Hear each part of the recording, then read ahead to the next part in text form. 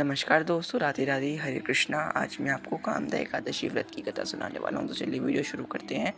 कामदा एकादशी का व्रत करने मात्र से मनुष्य की सारी मनोकामनाएं की पूर्ति होती है।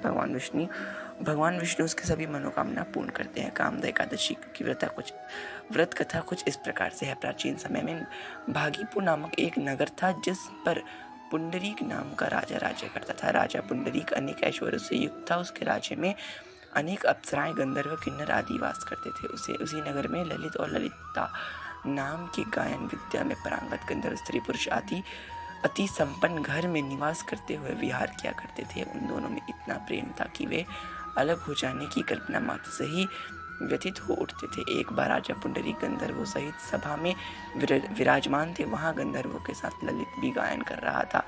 उस समय उसकी प्रियतमा ललिता वहां उपस्थित नहीं थी। गायन करते करते अचानक उसका ख्याल आ गया, जिसके कारण वह अशुद्ध गायन करने लगा। नागराज ककुर्टक ने राजा पुंडरीक से उसकी शिकायत की। इस पर राजा को भयंकर क्रोध आया और उन्होंने क्रोधवश ललित को श्राप दे दिया। अरे नीच, तू मेरे सम्मुख गायन करते हुए भी अपनी स्त्री का स्मरण कर रहा है।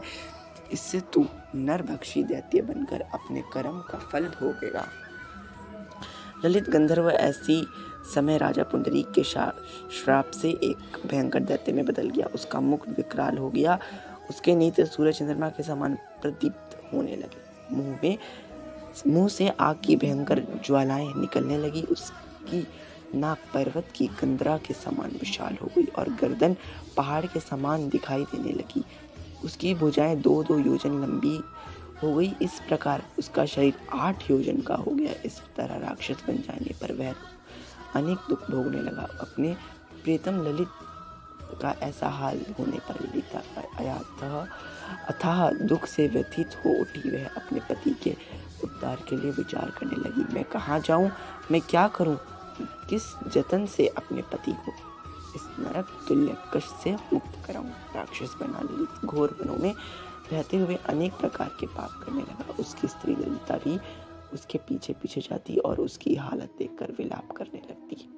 एक बार वह अपने पति के पीछे पीछे चलते हुए विंध्याचल पर्वत पर पहुंच गई। उस स्थान पर उसने श्रृंगी मुनि का आश्रम देखा। वह शीघ्रता से उस आश्रम में गई और मुनि के सामने पहुंचकर दंडवत प्रणाम कर विनीत भाव से प्रार्थना करने लगी। हे महर्षि, मैं विरधन्वा नामक गंधर्व की पुत्री ललिता हूँ।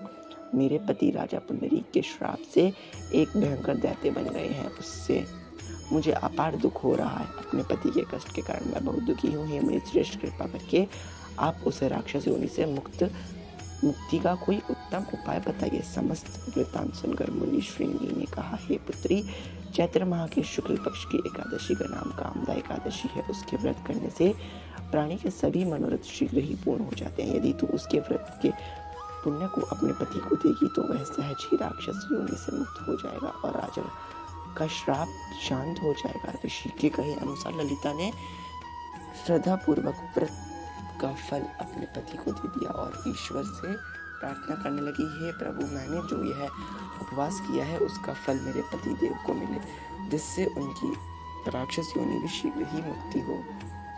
एकादशी का फल देते हुए उसका पति राक्षस योनि से मुक्त हो गया और अपने दिव्य स्वरूप को प्राप्त हुआ। वह अनेक सुंदर वस्त्र तथा आभूषणों से अलंकृत होकर पहले की भांति ललिता के साथ विहार करने लगा। कामदा एकादशी के प्रभाव से वह पहले की भांति सुंदर हो गया और मृत्यु के बाद दोनों पुष्पक विमान पर बैठ कर विष्णु लोक को चले गए। इस उपवास को विधान पूर्वक करने से सभी पाप नष्ट हो जाते हैं तथा सभी कामनाओं की पूर्ति होती है। इस व्रत के पुण्य से मनुष्य ब्रह्म हत्या आदि के पाप और राक्षस आदि योनि से मुक्त हो जाते हैं। संसार में इससे उत्तम दूसरा व्रत नहीं है। इसकी कथा व महात्म्य के श्रवण व पठन से अनंत फलों की प्राप्ति होती है। तो दोस्तों, यही थी कामदा एकादशी व्रत की कथा। अगर आपको हमारी वीडियो पसंद आए तो वीडियो को लाइक शेयर सब्सक्राइब जरूर करें। मिलते हैं एक नए वीडियो के साथ। तब तक के लिए राधे राधे, जय श्री राम।